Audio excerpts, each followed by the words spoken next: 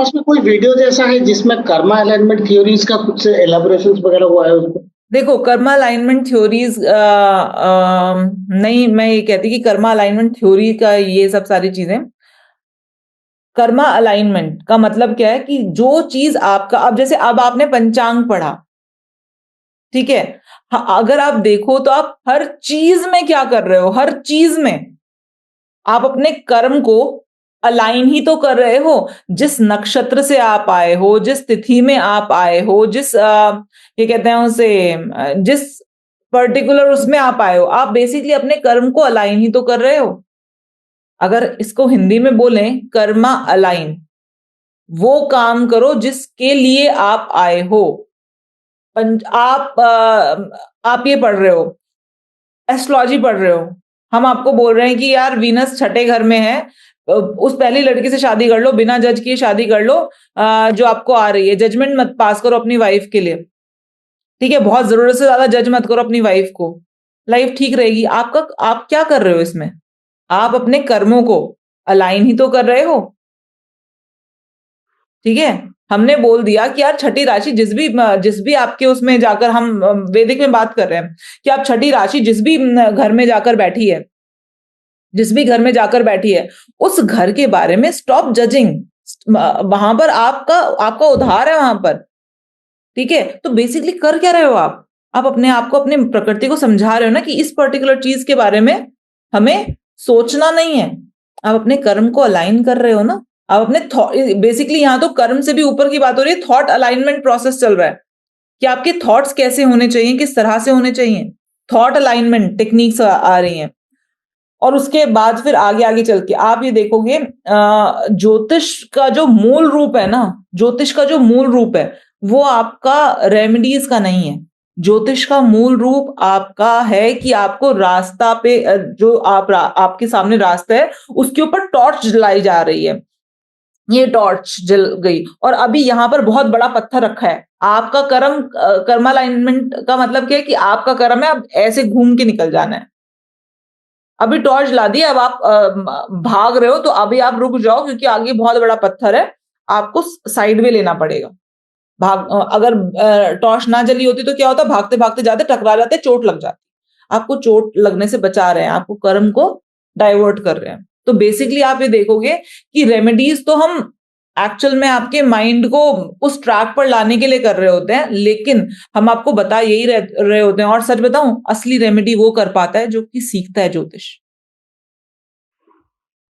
Literal sense में असली remedies वो कर पाता है क्योंकि उसको ये समझ में आ पाता है कि अच्छा, आप ना किसी छठे घर वाले, शुक्र छठे घर में है, आप किसी को बोलोगे जो पहली लड़की मिले उससे शादी कर लेना, मत जज करना। लाल किताब क्या कहती है? लाल किताब का जो रेमेडी है छठे घर का, शुक्र का, क्योंकि कालपुरुष के हिसाब से शुक्र नीच का हो गया छठे घर में जाकर। तो लाल किताब कहती है कि आप कोई भी भद्दी, काली, मोटी, चरित्रहीन लड़की से शादी कर लो। वो तो बहुत ही गंदी लैंग्वेज में लिखा हुआ है, ठीक है। तो इस तरह की लड़की से शादी कर लो, मतलब क्या है कहने का, आपका नीच का शुक्र है, आप बहुत गलत कर आए हो कुछ ना कुछ किसी औरत के साथ, लड़कियों के साथ, तो अभी आपको रीपे करना है। तो रीपे करने के लिए क्या होगा? अभी रीपे करने के लिए आपको, आप अपनी वाइफ को जज मत करो, वो क्या कर रही है क्या नहीं कर रही है, जज मत करो, क्योंकि ये आपका कर्मा है जो आपको रीपे करना होगा। समझ रहे हो? टेक्निक्स बहुत अच्छी हैं, सारी चीजें बहुत अच्छी हैं, लेकिन ये जितना भी मैं आपको सिखा रही हूँ ना, और जितना भी आप सीखोगे धीरे धीरे कर करके आपको समझ में आएगा कि आप बेसिकली अपना माइंडसेट चेंज कर रहे हो। आप अपने सोचने का तरीका, आप अपने काम करने का तरीका ऑटोमेटिकली चेंज होता चला जाएगा आपका, ठीक है। और भृगुनंदी नाड़ी में हम क्या करते हैं? भृगुनंदी नाड़ी में हम पूरा का पूरा यही तो समझाते हैं कि किस तरीके से भृगुनंदी नाड़ी में कि आपका जो अगर मंगल कहीं पर भी कनेक्ट हो गया है जो आपको परेशान कर रहा है, तो आप क्या करोगे? आप एक्सरसाइज कर लो। आप मंगल राहु कनेक्ट हो गए तो जिम चले जाओ। मंगल मून राहु कनेक्ट हो गए तो स्विमिंग करने लग जाओ, आर्टिफिशियल वाटर में स्विमिंग करने लग जाओ, ठीक है। मंगल केतु कनेक्ट हो गया है साथ में, जिसकी वजह से लड़ाइयां चल रही हैं, योगा करना स्टार्ट कर दो, ठीक है। तो चीजों को देखो और समझो कि अगर कर्म अलाइनमेंट बोला नहीं जा रहा है तो इसका मतलब ये नहीं है कर्म अलाइनमेंट हो नहीं रहा है। यहाँ जब आप ज्योतिष पढ़ते हो तो थॉट अलाइनमेंट, इमोशन अलाइनमेंट, कर्म अलाइनमेंट, हर चीज इसमें इंक्लूड हो जाती है। आप जैसी एक थॉट बदलते हो ना, आपका जीवन चेंज होना शुरू हो जाता है। आप सिर्फ अपने विचार बदल लेते हो। आप देखना, आपने पंचांग पढ़ा, आपके विचार बदलते हैं। आप हर वो काम जो भी आप कर रहे हो, आप उससे आपके विचार बदलते हैं। ठीक है ना? तो बाकी ये है कि मैं भी चाहती हूँ 2025 में हम लोग स्टार्ट करेंगे, कि 2025 से हम एक स्टार्ट करें कि एक बार महीने में एक बार, एक दिन ऐसा रखें जिस दिन हम आए, मिलें, बात करें। ठीक है? मैडम और एक मेरा एक्सपीरियंस शेयर कर रहा हूँ।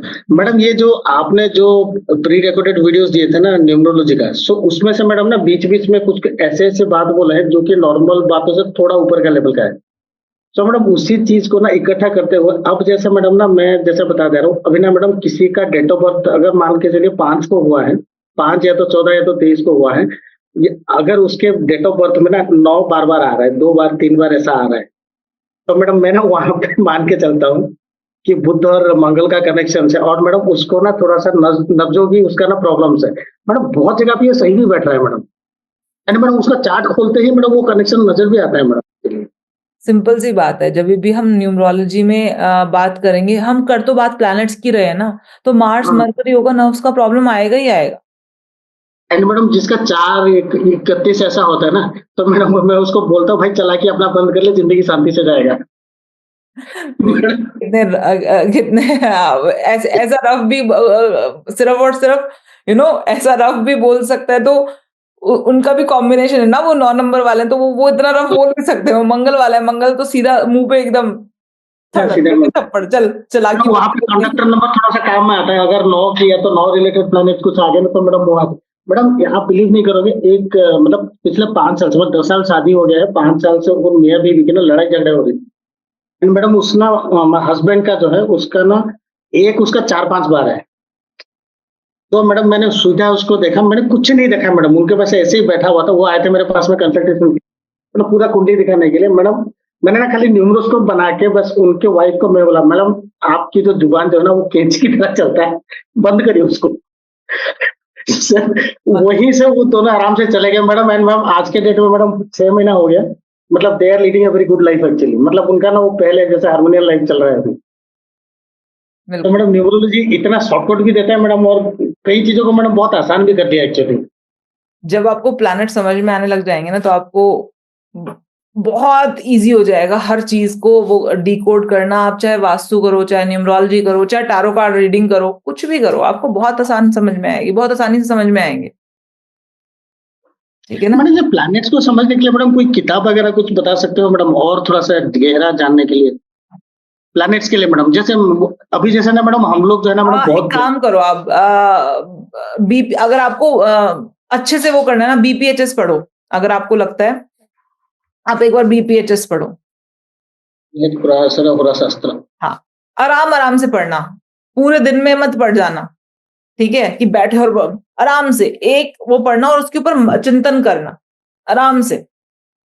मैडम ये ना एक सीरीज है राहुल कौशिक जी का मैडम, उनका ना बीपीएचएस के ऊपर में पूरा सीरीज है, हर घर ज्योतिष बोल के मैडम, वो मैं देखता हूँ मैडम, उसका 2-3 एपिसोड्स देखा हूँ, मतलब काफी अच्छा पढ़ाया हुआ है वो। बिल्कुल, बिल्कुल। अच्छा से देखिए, पढ़िए, कोई दिक्कत वाली बात नहीं है। आप कहीं से भी पढ़ेंगे, कहीं से भी पढ़ेंगे, कैसे भी देखेंगे, सिंपल सी बात है। इतना ध्यान रखिएगा कि लास्ट में ना, जो लास्ट आंसर आएगा ना, वो आपके अंदर से आना चाहिए। हम्म। जब आप सामने किसी को वो करते हैं ना, जो लास्ट आंसर है ना, वो आपके अंदर से आना चाहिए। ठीक है? तो चलिए, आज की क्लास हम खत्म करते हैं। ठीक है? जय साल श्री के बाद राम।